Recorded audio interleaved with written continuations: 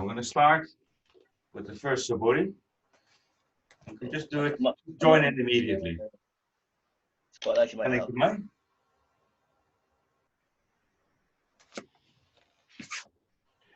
No power.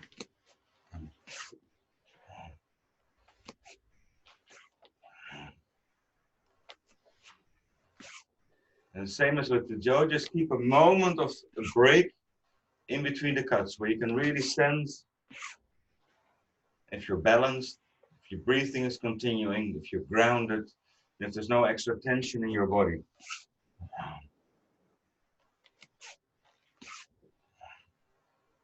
Onegaishimasu.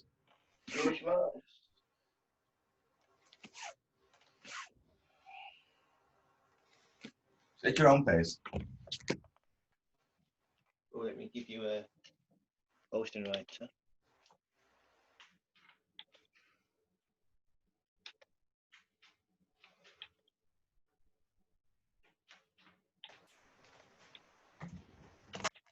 I've made your laptop co-host, yeah?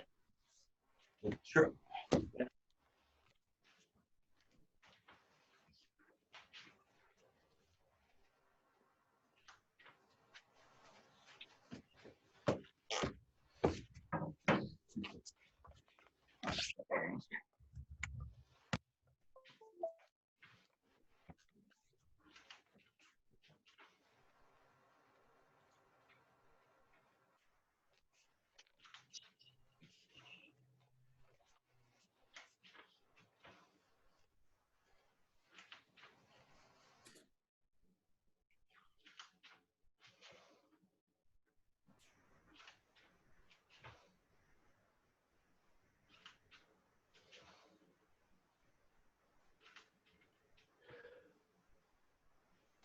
So when you do the first suburi, make it continuous and make it continuous based on your own breath.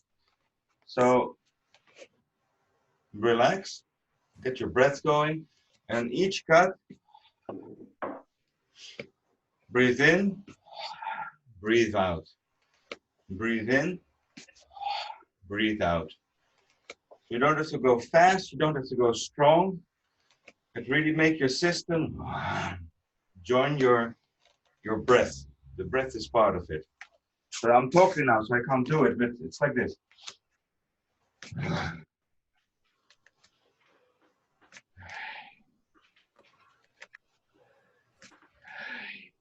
So your breath, I don't know if you can hear it, but your breath actually flows a little bit at the end of the cut. It's not just like, hey, you're holding it, then it's like,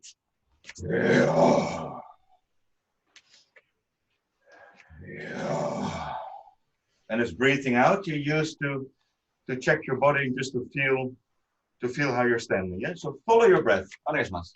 Yes, sir.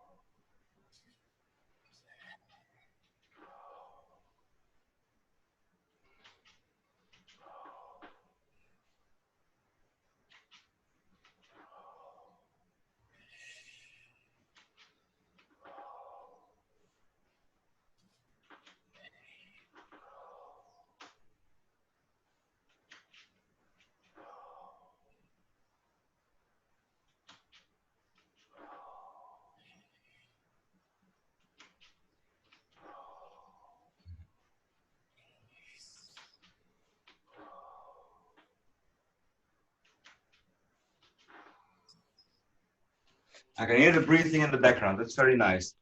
So now what is happening is we're talking often about when something goes up, something also must come down. So when you go up, you're more relaxed in your abdomen towards the feet, so you stay grounded.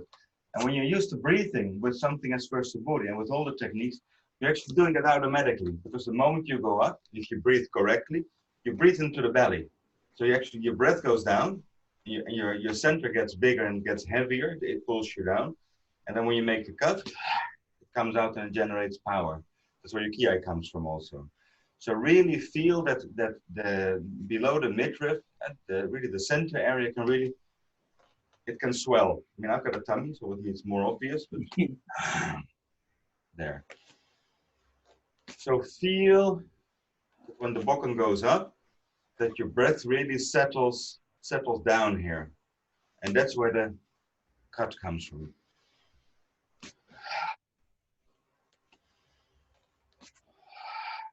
Yeah, so no power. But at this point, really, when the bokken goes up, your breath really sinks down in your body. Onegaishimasu. お願いします。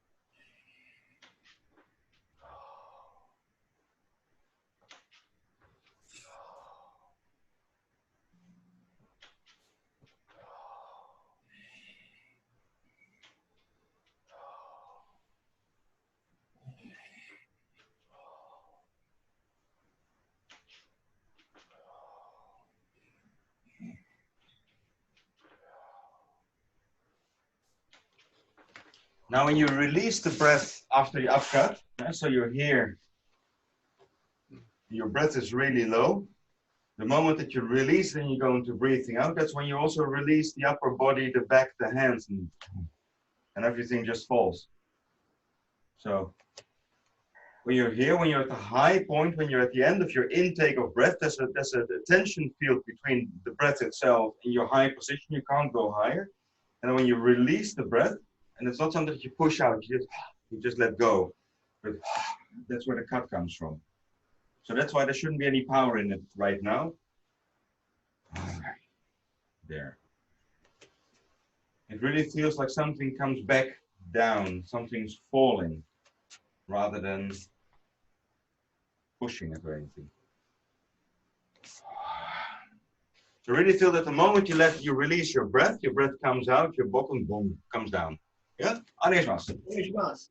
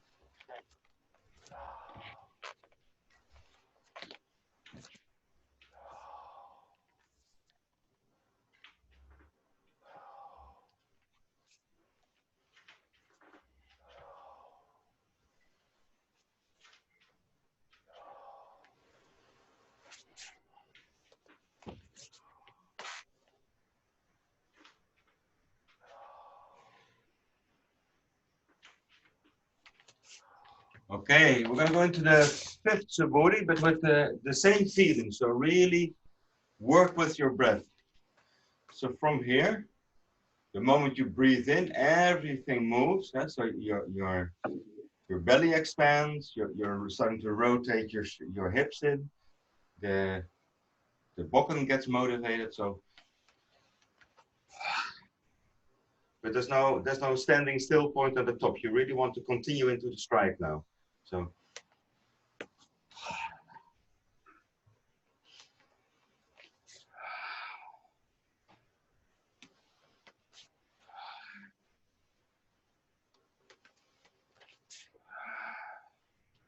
The feeling of how the body reacts to the breath is the same. So when it comes in, you feel this tension between low and up. When you come down, it's like it's dropping and everything settles. And it's really the feet, the knees, the hips, and the back, the shoulders, the elbows, the hands, everything settles. So, and your breath continues at the end.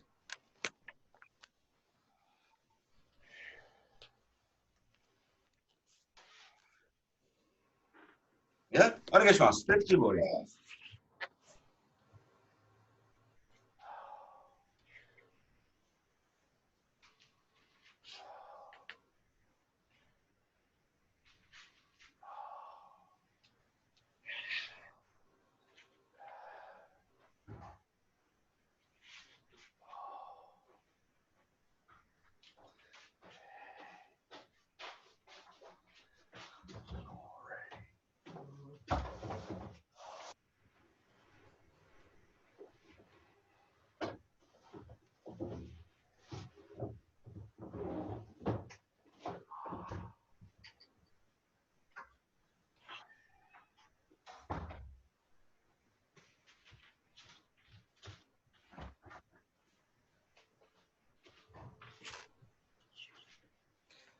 And you really want to create the sensation that your body is moving the bokken.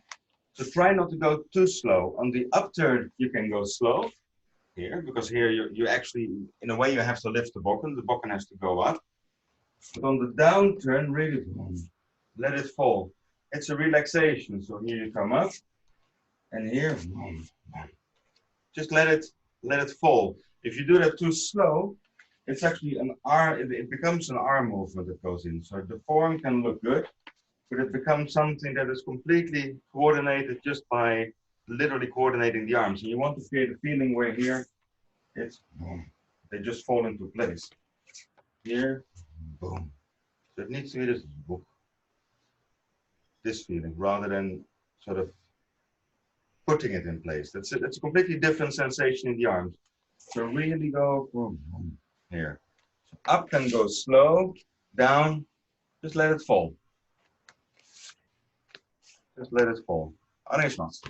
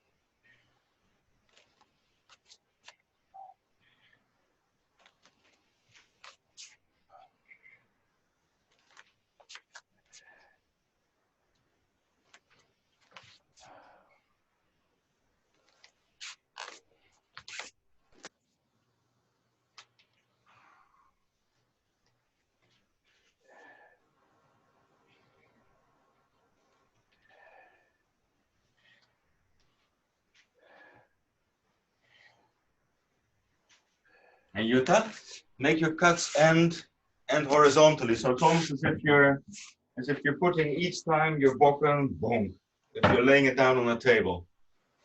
Oh. Okay.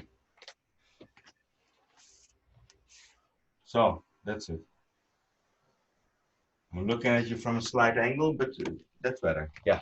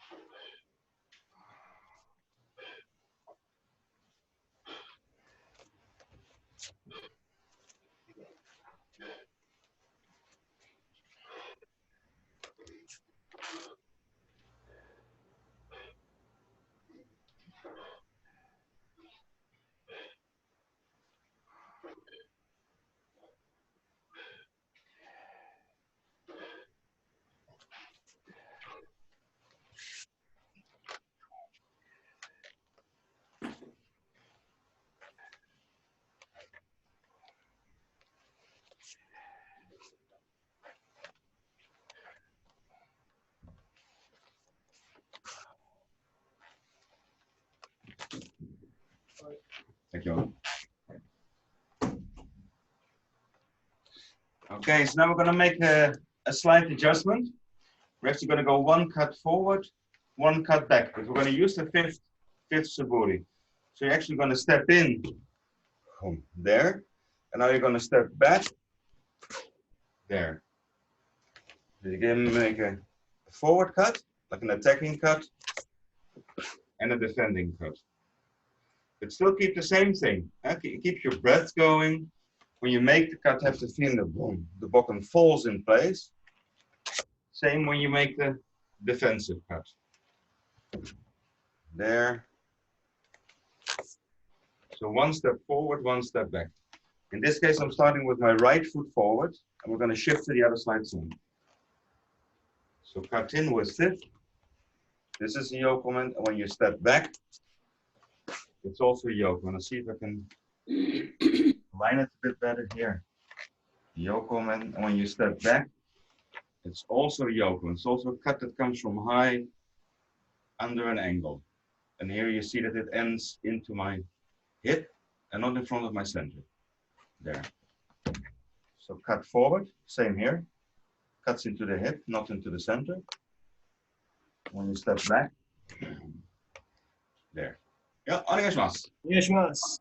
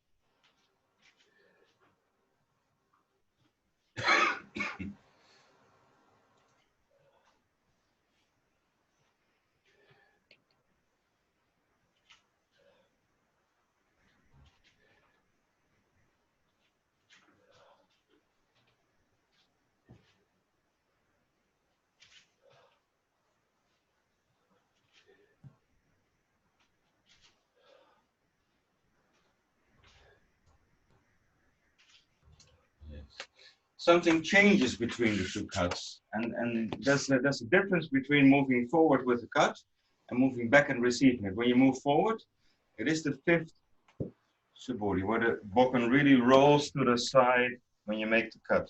When you go back, your footwork reverses, but your bokken doesn't reverse all the way around because it takes too long for a block. You actually go into straight up, and down in the yokomen. So in, you really roll with the hips with the bokken. Back, it feels more like a shomen, but it is a yokomen. And so from the side, if I have enough space, you roll in with a big round cut, and when you go back, it just goes straight up there. You roll in with an attack, straight back with the defense. Last time. Here, you really, the bokken comes straight up. Here. There. Yokomen. お願いします。お願いします。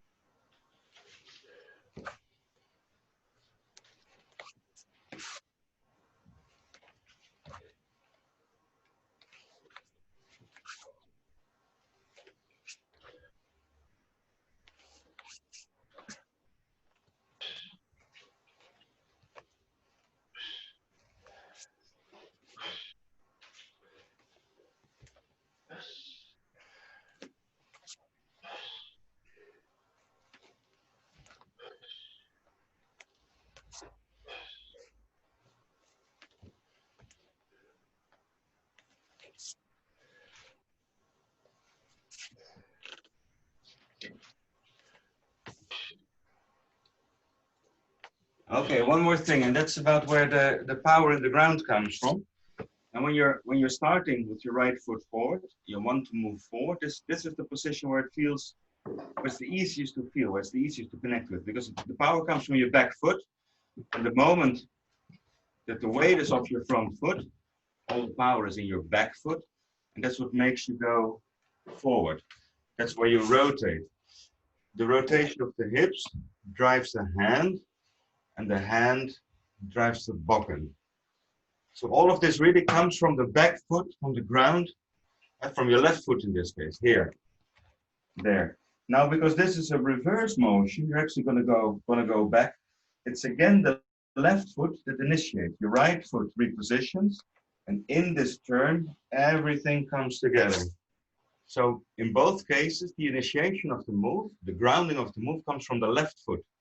So try to feel if you feel that similarity. The moves are different, but the initiation comes from there. It comes from there.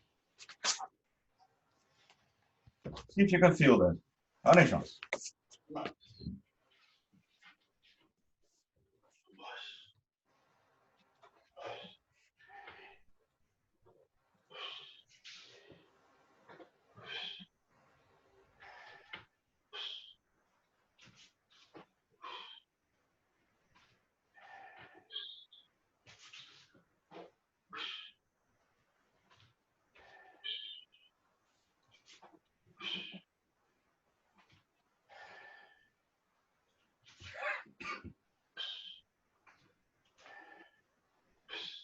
Oh, that's it.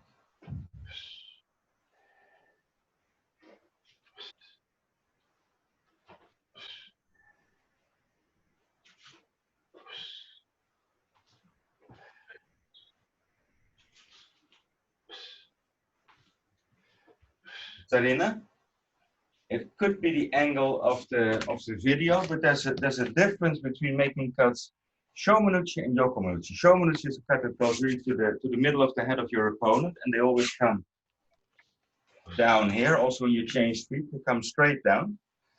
And you could make a cut like this, kind of a shomanuchi, but it's a bit wrong. So in this case, you really want to have the feeling that you cut somebody from the shoulder along the body to the opposite hip. So it's really a cut that comes, if I exaggerate it, down under an angle. So that also means that the bokken, when it comes out, is not straight. The bokken is slightly tilted, and it comes from the hip. So there's really a difference between ending it here, ending it here, or ending it here.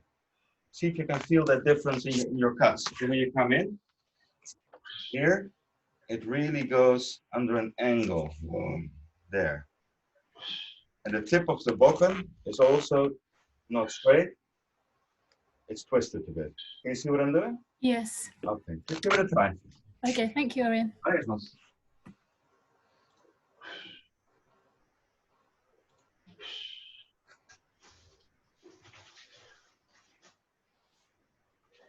And let's just move to the other foot. Same exercise, but in this case with your left foot forward. So you start in left handi, and your hands are close together. You do the same thing. You step forward with an attacking cut. You step back with the defensive cut. So this is an attack, and this would be a block. And same as with the other side, both are Yoko Manuchi. And follow your breath. Breathe in, breathe out. Breathe in, breathe out, breathe in, breathe out. So same exercise, other side. お願いします。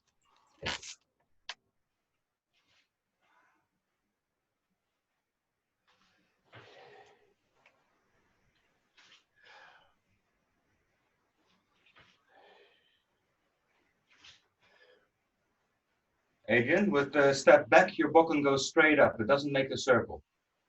I already figured that, sorry. So that one. Yeah. This the circle, and now just go straight. That's it. That's it.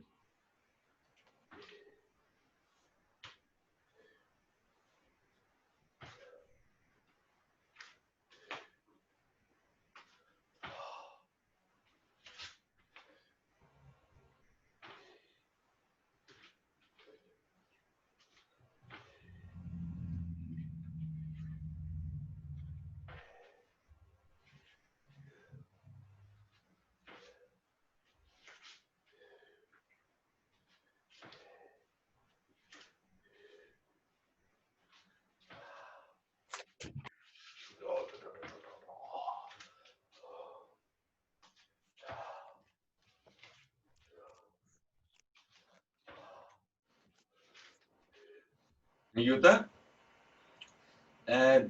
it's difficult to see because of the angle, but it feels like your handi is a bit wide because you can see your knees sometimes go in different directions, a little bit out.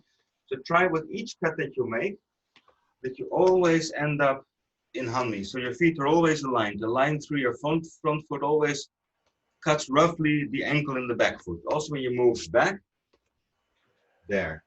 So whether you move forward, there, or whether you move back, you really want to have those two aligned. Just it's difficult to see, but it feels like you're a little bit like this. So give it a check for yourself. お願いします。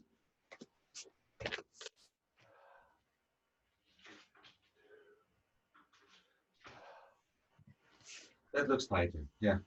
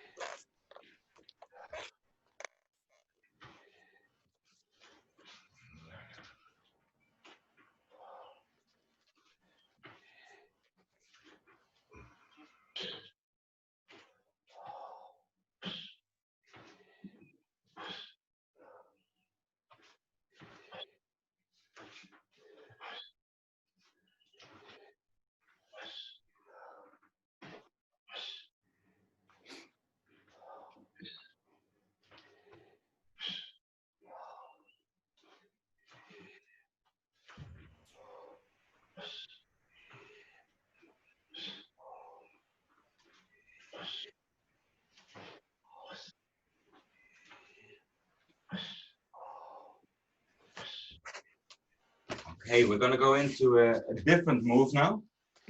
You're going to start from Ken Kamai. You're going to make a cut to the belly. So we're going to step off the line.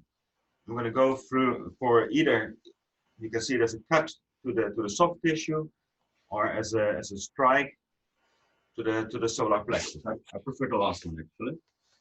So from here, you move offline there. If your right foot stays where it is for now, while you make the movement. So that's your basis. You move over it, boom, there. So you're actually going to leave it where it is. You're going to move back and forward. You're going to move over your front foot and cut. You're going to come back again. Now really make sure that you start in hanging. So your beginning position is correct. See if I can align better. There. You step over, there. So there's this moment where you're going to come in, where you're actually going to roll over your front foot. So you're not going to move, you're really going to leave it planted. And when you move forward, you move over it. And the moment that you have your weight on it, you can redirect and you can go sideways. But really, throughout the whole motion, leave your weight, or leave the right foot glued to the ground. From here, there. You're going to move in, offline, and go for the chest. In, offline, boom. And the next step is that the foot comes with it. So don't exaggerate the width. It doesn't have to be that big. Just move over there. This comes up. Yeah, so just for the stomach. There. Orange was.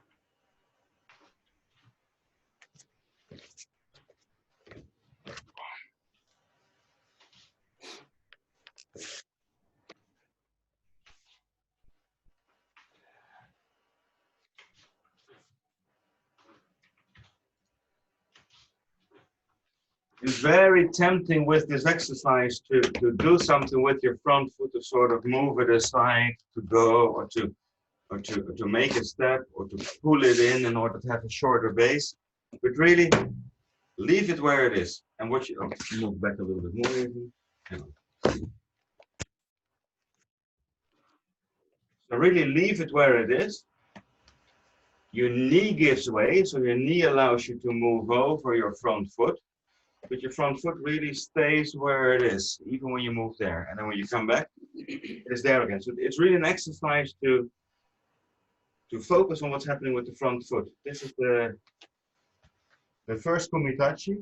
And this movement as a response to somebody attacking you is quite complicated. So really leave that foot where it is. Don't allow it to wiggle or twitch. Really, your weight goes in.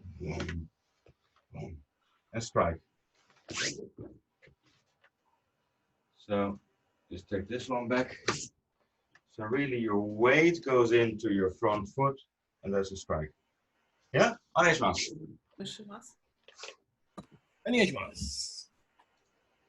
Time goes fast, Brendan. Serious, huh?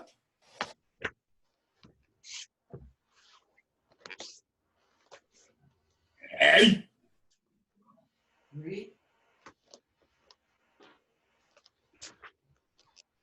Oh.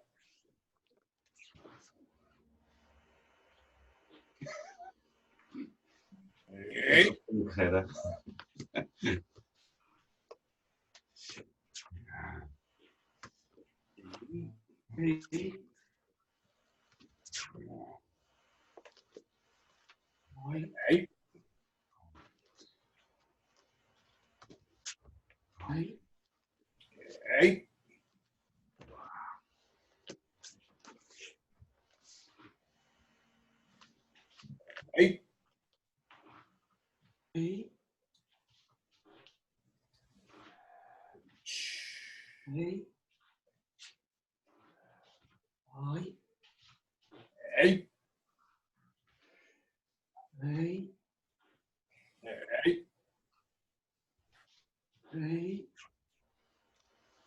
Oh.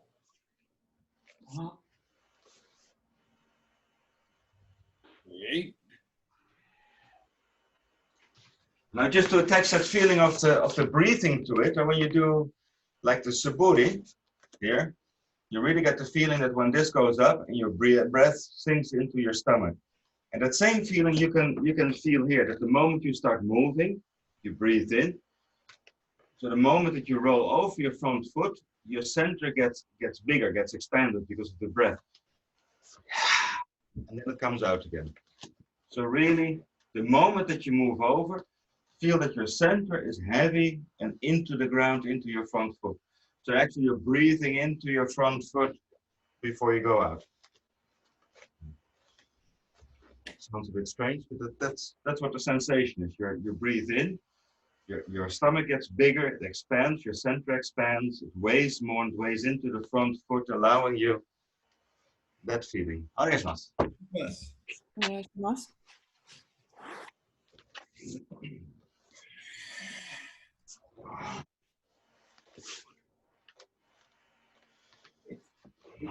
It sounds crazy, Aaron, but the breathing helps you stay in balance as well.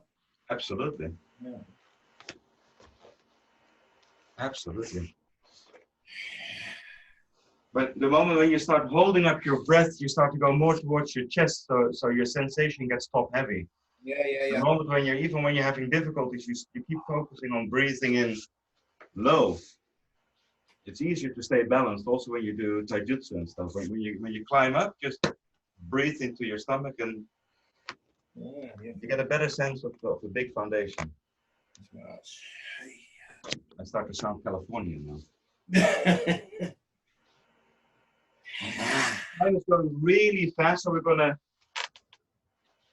attach these all together because this is the first Kumitachi. So from here, I'm making it a little bit tight. You make the cut we just did. And now your back foot, you put it next to your front foot. And your bokken goes over your head. And I'm looking there. So I'm not looking along the bokken. I'm just looking, in this case, at the wall. From here, you make one cut. Two cuts. And if you have more space than me, feel free to make the steps bigger because they should be a little bit bigger actually. So from here, cut. And now your bokken stays in the same angle. You just lift it up. So the angle doesn't change. Your feet come together. And now you make a big turn. First cut, second cut. So there's a slightly different angle. Here, you go for the stomach. And in this case, I'm looking now at the camera. My bokken goes there. That doesn't change. Now it is.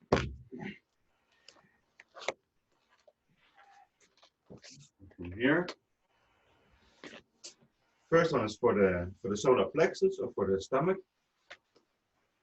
Go down. Partner would be there, but you can see it with the peripheral through, and that's where you're gonna go. There. Yeah? Arjan. Arjan, Yes?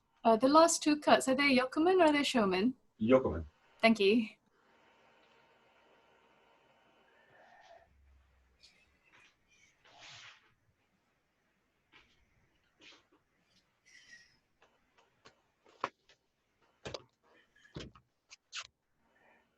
Yeah, they're in fact the fifth suburi.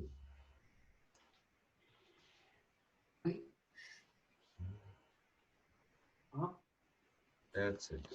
That's it.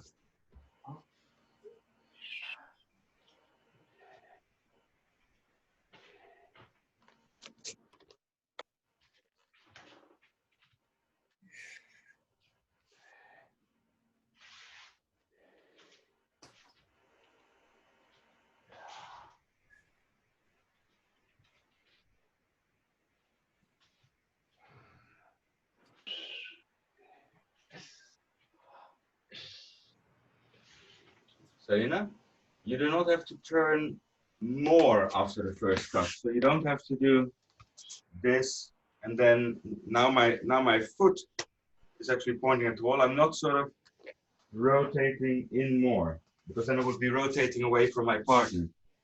I'm not sure I can show this properly on camera, but here my stepping out foot is towards the camera and the other one just pulls up.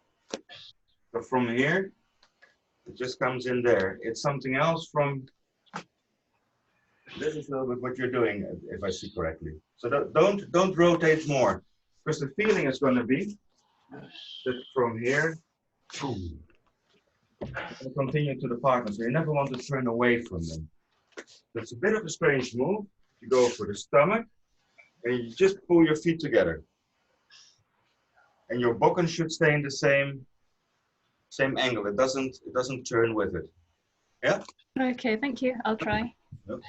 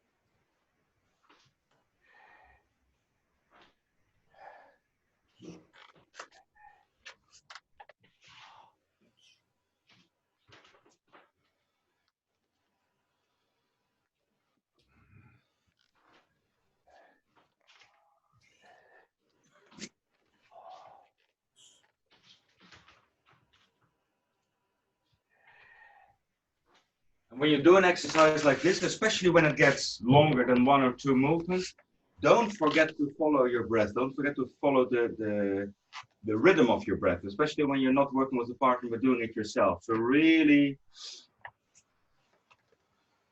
sorry, other way around.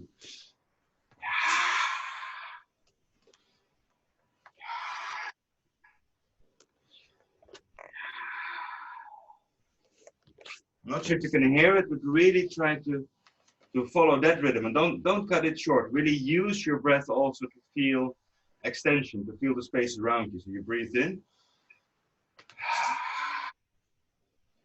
breathe in, out, breathe in, out. Yeah, really use your breath in the movement. Dan eerst wat. Half minute.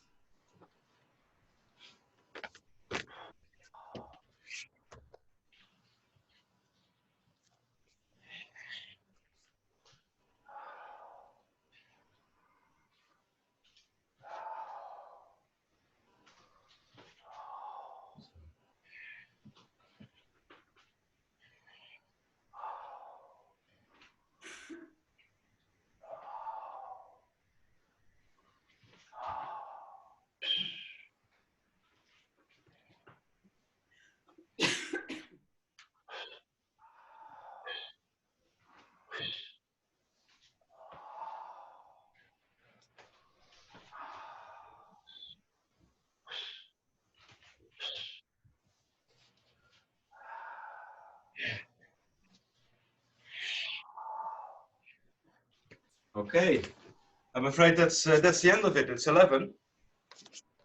I just wanted to share one last thing with you because on the WhatsApp thread, Brendan made a a recording about his continuous practice within the same cut, and I made a remark about a summer camp that we had in Ormfote, where we did an hour long of Zengo Giri. And this is an exercise that you can easily do yourself at home. You just set yourself a time. You go into cutting, and you keep on cutting until the time is over, and preferably not 5 or 10 minutes, but longer, like 20 minutes or half an hour.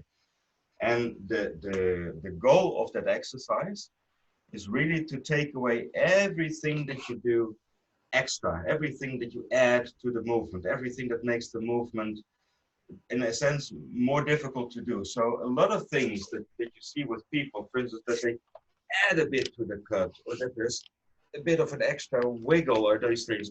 If you do this for an hour, after 3 or 4 minutes, your wrist, your shoulders start to get sore, and you're forced to go into a more economic way of movement, and that's exactly what you want to do. And when you incorporate your breath in exercises like we did today, it's easier to access because your breath actually helps you relax in certain places. And what Brendan said, it helps you ground also in the movements.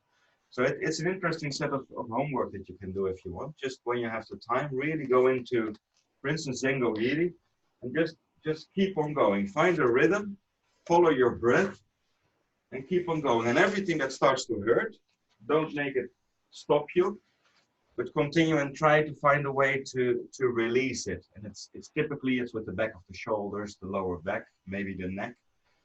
It's really a nice way of at home without an instructor present to really work on your suburi and on your weapon work.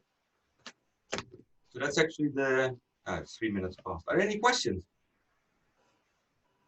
I was wondering, Arjan, with the fifth suburi, Yes.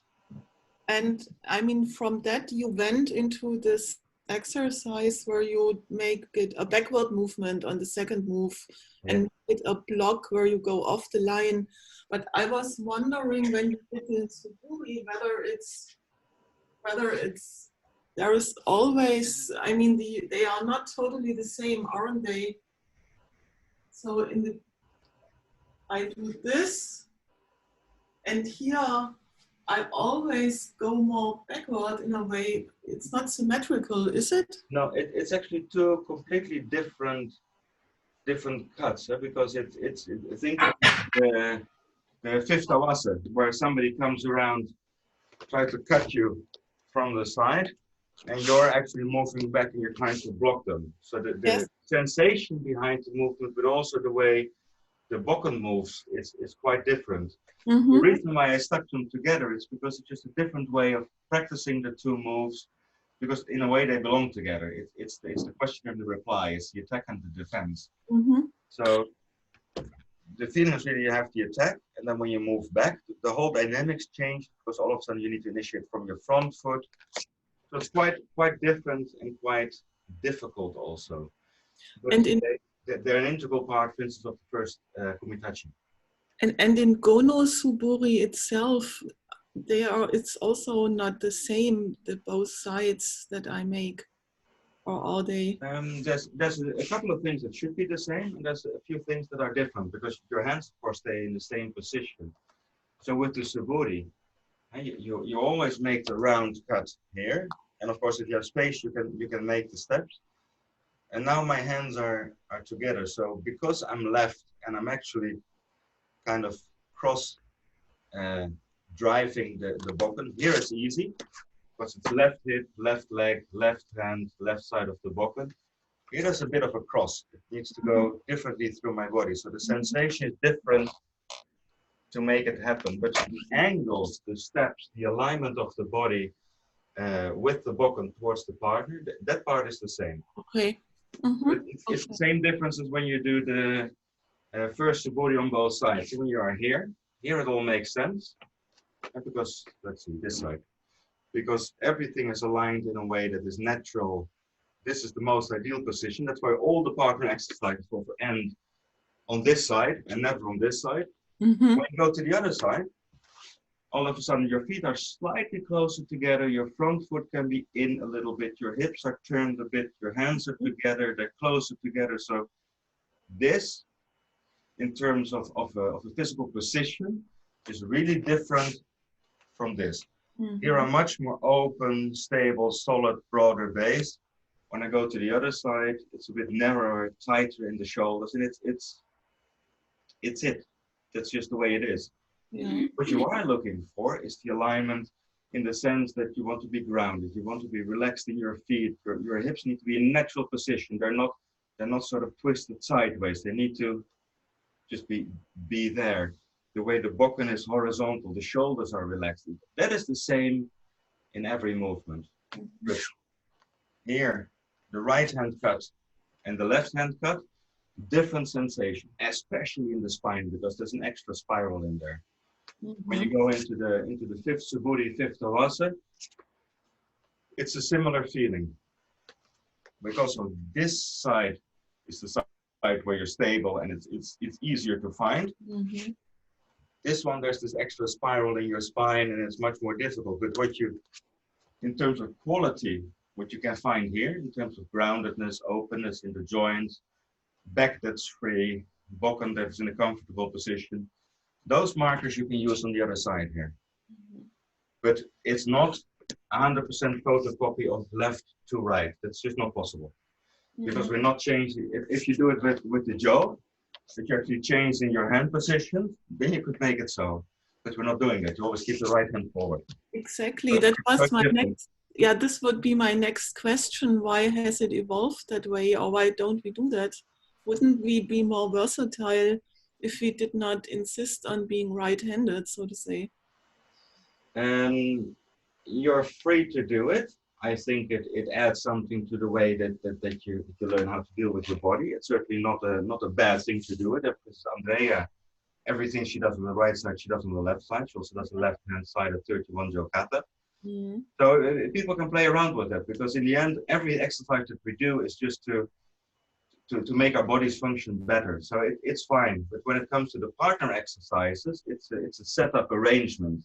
Yeah. So you could decide with your partner to do the whole thing inverted. Sure. There's nothing wrong with that. Okay. But I would only go there once the normal side feels good, feels solid. That you have to feel like, okay, this works, this functions. I know the grounding, I know the connection, I know what I'm looking for, and then you can transfer it to the other side. But when you start too early with them and start too early to switch them, you just make the whole thing 10 times more difficult to grasp. So there's nothing wrong with switching to the other side and to change hand positions and stuff. Absolutely not. But it's up to you to play around with it. Thank you. We need to bow out. Yeah. Let's bow out. Domo, arigato gozaimashita. どうもありがとうございました。 Emma Starr. Thank you, Arjan. Thanks a Thank lot. you.